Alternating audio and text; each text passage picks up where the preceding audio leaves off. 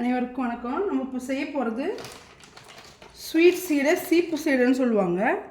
அந்த சீடைக்கு 2 கப்பு மைதா மாவு போட்டுக்கலாம்.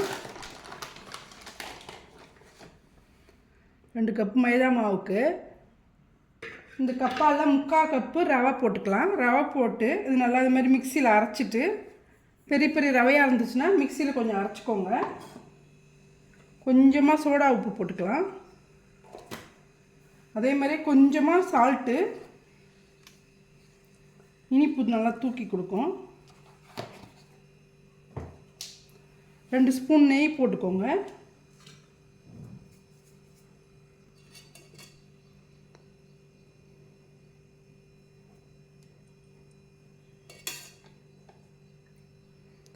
ரெண்டு ஸ்பூன் நெய் போட்டு நல்லா மிக்ஸ் பண்ணிவிட்டு,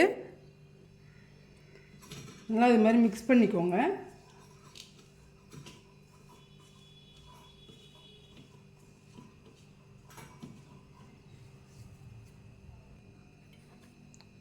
மிக்ஸ் பண்ணதை கொஞ்சமாக தண்ணி தெளித்து நம்ம சப்பாத்தி மாவோட கொஞ்சம் கெட்டியாக இருக்கணும் அந்த பதத்துக்கு பிசைஞ்சிக்கலாம்.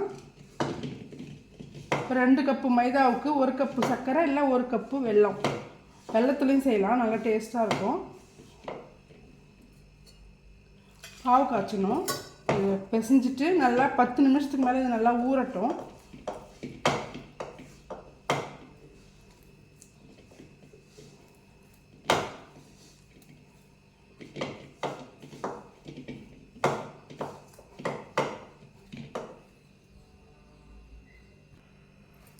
பாருங்க, நல்லா பிசைஞ்சிட்டு நல்லா உருட்டி பால் மாதிரி இந்த மாதிரி நல்லா உருட்டி வச்சுட்டு மூடி ஒரு 10 நிமிஷம் ஊற வச்சுருங்க. நல்லா ஊறட்டும்.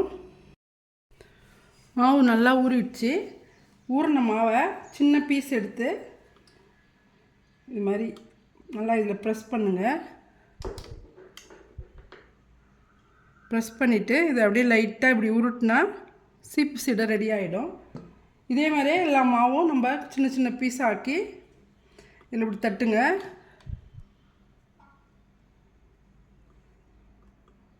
தட்டிட்டு இப்படி உருட்டலாம்.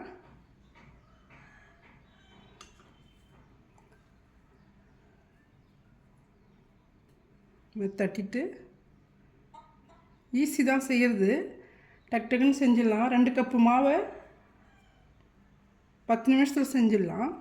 இது மாதிரி தட்டிக்கோங்க. தட்டிட்டு இது மாதிரி ஒட்டிக்க வேண்டியது தான்.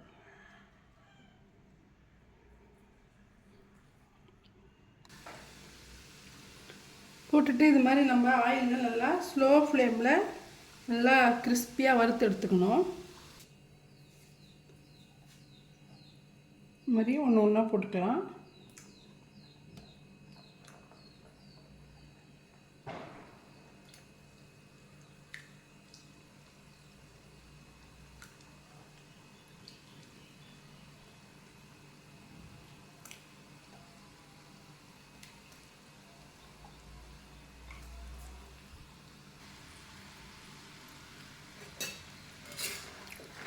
இந்த மாதிரி ஸ்லோ ஃப்ளேமில் மெதுவாக வறுத்துக்கணும்.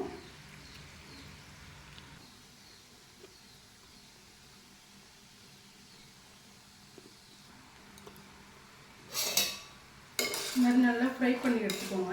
எடுத்துட்டு வெல்லம் பாகு செஞ்சு அதில் நம்ம போட்டு மிக்ஸ் பண்ணணும். இது கொஞ்சம் நல்லா கலர் சேஞ்ச் ஆகட்டும்.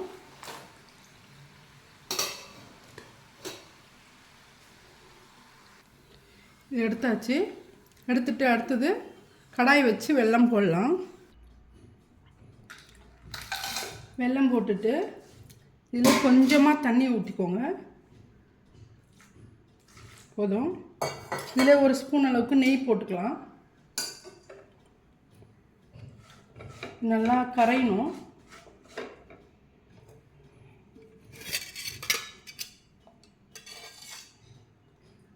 நெய் போட்டுட்டு நல்லா மிக்ஸ் பண்ணலாம்.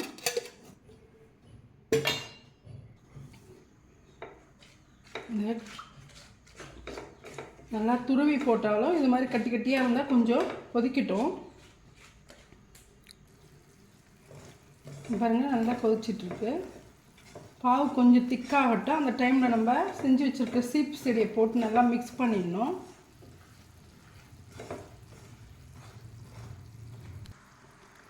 இன்னும் நல்லா கொதிச்சிடுச்சு. இந்த டைமில் நம்ம சீடையை போட்டு மிக்ஸ் பண்ணிக்கலாம்.